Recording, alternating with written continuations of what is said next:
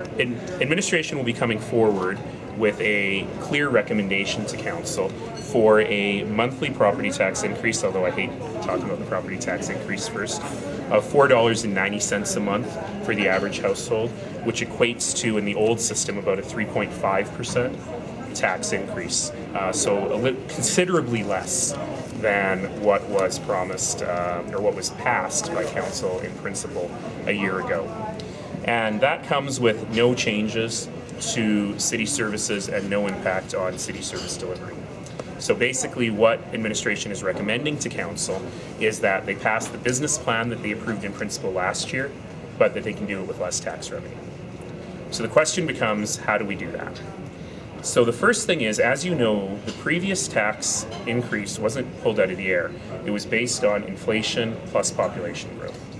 And our latest forecasts for inflation plus population growth, surprisingly, are actually higher than that.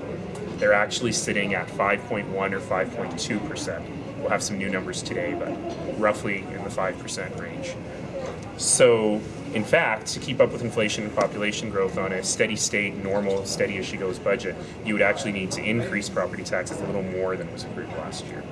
However, we've seen a couple of things. Number one is real impact from all of the efficiency work that we've been doing, taking money out of the budget over the last two budget cycles, has been accelerating, and we're seeing a little bit more of that now, particularly through the use of the budget savings account tool that we imposed last year. The second is that the zero-based reviews that we've been doing of various departments over time are also starting to bear fruit.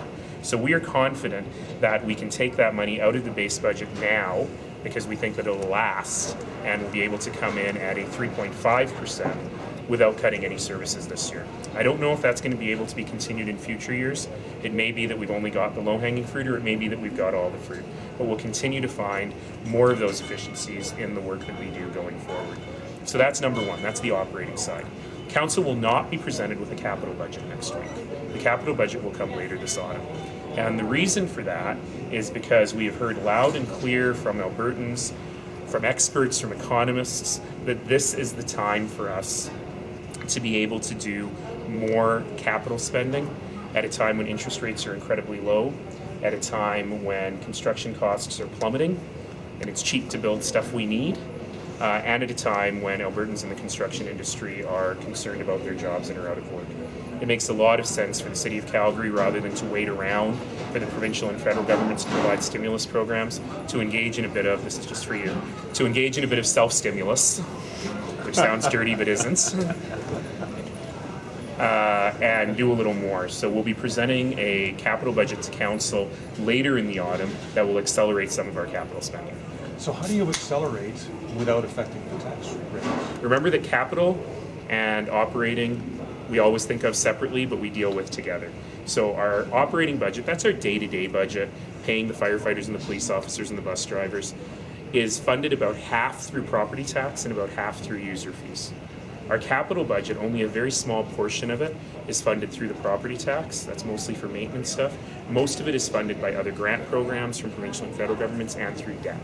And so one of the things that we're working on that we'll be able to have more details on later this fall is, rather than take out debt in the market, we have quite a bit of cash on hand for various things. Can we borrow against our own reserves to accelerate capital projects? And I suspect we'll be able to have some good news on that soon. But when you have the capital projects, when you buy that bus and you get the bus, you have to hire somebody to drive it, so that's operating. That's right. That's one of the reasons why the capital budget requires a bit more work, because we do need to look at the operating cost of capital. And various capital projects have different operating costs. So if you're building a new LRT line, the operating cost is very high, but it's actually lower than the buses that were there before. If you are building a new interchange, there's really no operating cost of capital other than a bit of snow clearing and street cleaning. Of course, if you are building a new fire hall, then you have to staff that new fire hall. So we are really looking for, at this point, capital projects that have a very low operating impact. What do you think? Is that accelerating the capital four-year capital plan, or are you talking about additional capital projects? We have a four-year capital plan now that takes us to 2018, and we have a plan approved in principle that takes us beyond 2018. And in my mind, and this is up to council really, but in my mind, this is not a time to find pet projects or new things to throw into the system. It is a time to accelerate stuff that we weren't going to do until 17 or 18. What are your thoughts on what how council will receive this recommendation from Oh, I administration? never know the answer to that How do question. you receive that recommendation? We are 15 individual people, and everyone has their own point of view. And if I were better at predicting that, I'd be better at my What job. about yourself? Probably. I'm very pleased. I think that we have really struck a good balance between making sure we still have services, making sure that we're not adding to the economic misery by laying people off or cutting back on services that people need, but at the same time saying to Calgarians, look, we understand the times are tough and we're going to take less. But after a few years of increases, is it a tough sell to say to Calgarians in this economy, oh, I think we want 3.5% more? Well, it's certainly much less than it was before.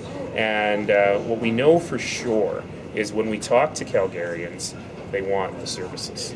Now, some of them we have no choice on. We cannot operate fire halls not for 3 hours a day, to use a current example, right? We can't say to people, please don't have a fire between 3 and 6 a.m. We can't pull back very much on transit, which is seeing record ridership. But at the same time, we understand that while people need these services 24 hours a day, 7 days a week, we can find ways to deliver them more efficiently, and we've done that. And so the real decision, and we're doing that anyway, but the real decision that council will face is, given that we found those savings and we figured out ways to deliver these services more efficiently, what portion of that do you want to return to the taxpayer? What portion of that do you want to invest in more service? And that's the deliberation that council will have to have. And what administration is coming forward with, which I'm very pleased with, is stay the course on the services, which are small increases in transit, largely flat on most other things, and do it for less money. So the utility charges, all those that are passed last year, those remain? Utility charges, there is no discussion at this time of shifting those. And if, it's a hypothetical, but if 3.5 is accepted by council next week, what does that do to the other 2 years of the 4-year budget? That's a really good question. Does it go down as well? So the way that, I'm going to try not to be too technical, the nature of the savings that we found are savings that are permanent. So it's not that you are borrowing from the future years and it'd have to be 3.5 this year and something greater than 4.7 next year. However, it doesn't automatically follow that the 4.7 in the third year could also be reduced. We'd have to find new permanent savings in order to bring that one down. But 2016 will form the midpoint of our budget cycle. And the midpoint of our budget cycle is a time when we get back to the community, do more engagement, talk about what people want, and then make more revisions than we would this year in any case. To get lower, to even say zero, you're talking about, it would mean cuts. Absolutely. Okay. Absolutely, because we still have, the surprising thing for everyone, and this will get into Dave's question he's about to ask, is that we actually haven't seen declines in net migration yet. So population growth is still extraordinarily high.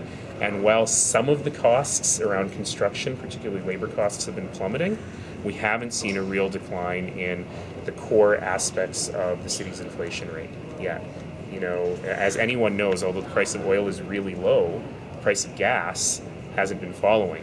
And imagine how many tanks of gas and diesel the city fills every day.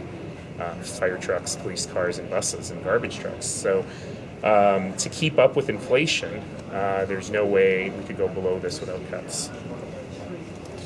Speaking of the economy, Speaking of the economy. So when you're talking about MPI, that's MPI when you're using the word. Well, pricing. I hate that term MPI. I prefer looking at the individual things that make it up.